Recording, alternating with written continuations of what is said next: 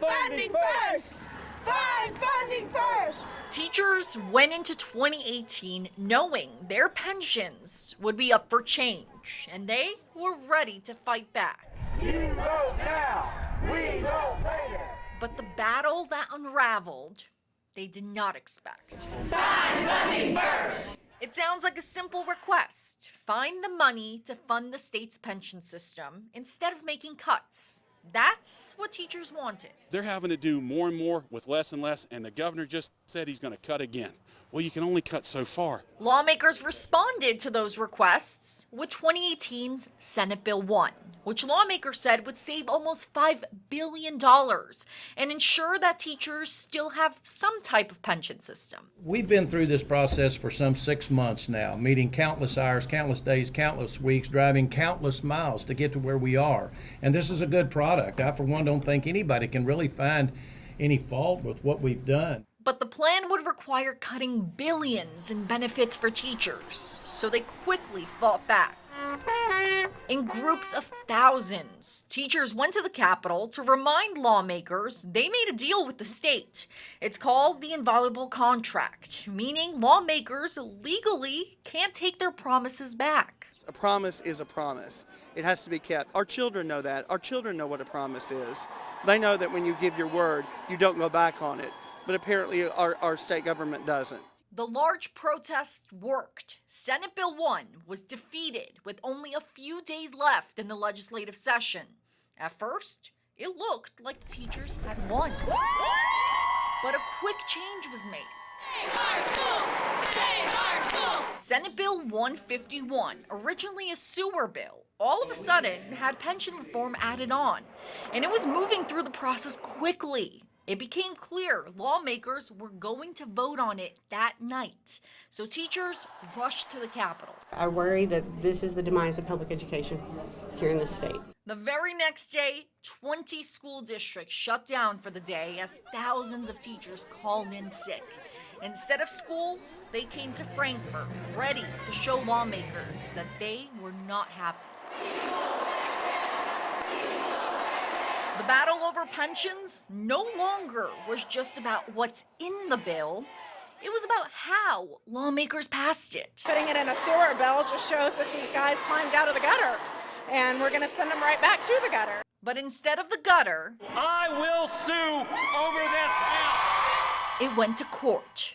Attorney General Andy Beshear and Governor Matt Bevin's lawyers argued all the way to the Supreme Court of Kentucky.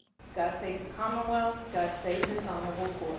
In court, the Attorney General argued lawmakers broke the rules because they did not read the bill 3 separate times, a requirement by the state's constitution. The paper was still hot, and they said we're going to vote on it right now. The governor's lawyers argued the content in 151 was the same as the original pension bill.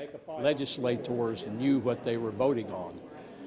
They had ample opportunity going back from before the legislature began, knowing what was in Senate Bill 1, which became Senate Bill 151. But the Attorney General argued that proves lawmakers were trying to pass a bill while hiding from the public. And the public killed Senate Bill 1. It was over. But this General Assembly and this governor tried to sneak something through. The argument worked. With only a few days left in 2018, the Supreme Court of Kentucky decided the bill was passed illegally, meaning 151 was dead.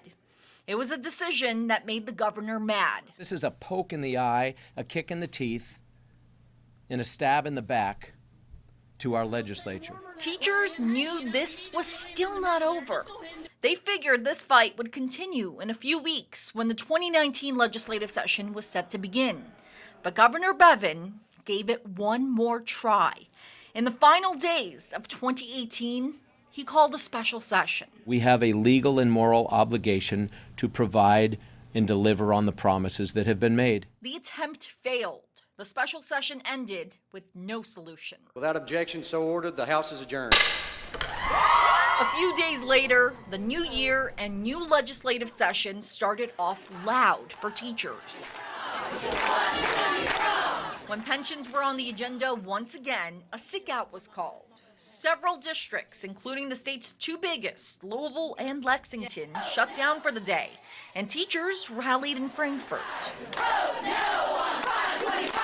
Angry that this was happening again. Are you kidding? Again? Like, I thought we made this clear last time. But a lot of people didn't show up to vote in November, so here we are again. For some school districts, school was off for several days. Some teachers stayed until the very end of the session, fearing last-minute changes once again. They took that trust from us last year, so we're watching closely, and we've made phone calls and done our emails and hoping that they'll listen. The session ended, and no major changes were made when it comes to pensions for public school teachers. Our board, our pensions. But this battle did not end. What we don't have a right to do is to call in sick when we're not sick.